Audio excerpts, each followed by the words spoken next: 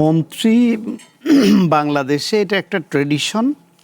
যে মন্ত্রণালয়ের দায়িত্বে যারা থাকেন তারা মনে করেন যে তাদের শুধু সফলতার গল্পই শোনাতে হবে, কিন্তু তারা যখন শুধুই সফলতার গল্প শোনাতে চান, সব জায়গায় যখন এই সফলতার ছোঁয়াটা লাগে না, ফলে তারা শুনেন প্রত্যক্ষভাবে যারা উপলব্ধি করেন যে আমার এখানে এই সফলতার গল্পটি নেই, কিন্তু তিনি শুধু সফলতার গল্প বলছেন, তখন তারা ক্ষুব্ধ হন এবং ওই মন্ত্রীর কথা অগ্রহণযোগ্য হয়ে যায় তাদের কাছে, এবং পরবর্তীতে তিনি যখন সত্য তথ্য তুলে ধরেন সেটাও আর গ্রহণযোগ্যতা পায় না তাদের কাছে। সেই কারণে এই ট্রেডিশন থেকে বের হওয়া দরকার যে বাংলাদেশে এই 18-20 কোটি লোকের দেশে, সারা দেশে নিরবিচ্ছিন্নভাবে বিদ্যুৎ দিতে হলে যে পরিমাণ বিদ্যুৎ দরকার, নিরবিচ্ছিন্নভাবে গ্যাস দিতে হলে সকল সার কারখানা বলেন বা বিভিন্ন উৎপাদনমুখী খাত বলেন বা বাসাবাড়ি বলেন, সে পরিমাণ গ্যাস বিদ্যুৎ যে আমাদের নেই, এই সত্যটা স্বীকার করতে অসুবিধা কি? এই সত্য এইটা নেই বলেই তো লোডশেডিং করতে হয়। প্লাস আবার কখনো কখনো উৎপাদন দেখে মনে হয় অনেক, কিন্তু গ্রাহক পর্যায়ে সেটা যাওয়ার মাঝখানে মধ্যস্বত্বভোগী আছে, যেটা মিসইউজ বা চুরি আছে, নানান হিসাব নিকাশ আছে,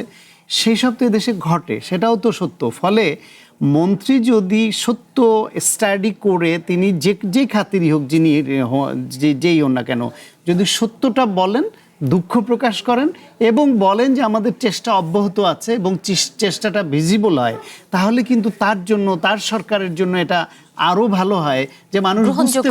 বুঝতে পারে যে হ্যাঁ, উনি তো বলছেন যে কিছু সমস্যা আছে বা উনি চেষ্টা করছেন বা তার চেষ্টাটা আমাদের কাছে ভিজিবল হচ্ছে। যখনই সত্য লুকাতে যায় তখন এই সমস্যাটা হয়। এবং সেখানে একজন মন্ত্রী, সিনিয়র পলিটিশিয়ান, তিনি এই কথা বলছেন, তাৎক্ষণিকভাবে স্পিকার যখন তিনি নিজে ভুক্তভোগী, তার এলাকার লোকদের মাধ্যমে তিনি যখন শুনেন এই তথ্য সেটা বলেন, তখন সেটা ওই মন্ত্রীর জন্য আরও বেশি সুখকর হয় না বিষয়টা। সেই বিবেচনায় নিয়ে এইটা আমার মনে হয় এই একজন মন্ত্রীর জন্য নয়, সকল মন্ত্রী এবং দায়িত্বশীল ব্যক্তিদের জন্য একটা বার্তা যে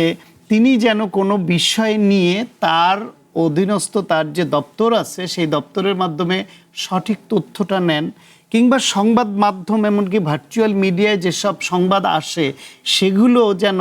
তার দপ্তরের লোকরা তার নজরে একটু আনেন, তিনি যাতে স্টাডি করেন এবং বোঝেন এবং যেটা সত্য সেটা স্বীকার করে নিয়ে এইখান থেকে উত্তরণের পথ এবং পদ্ধতি নিয়ে ভাবেন এবং চেষ্টা করেন। এটা আমরা দেখতে চাই।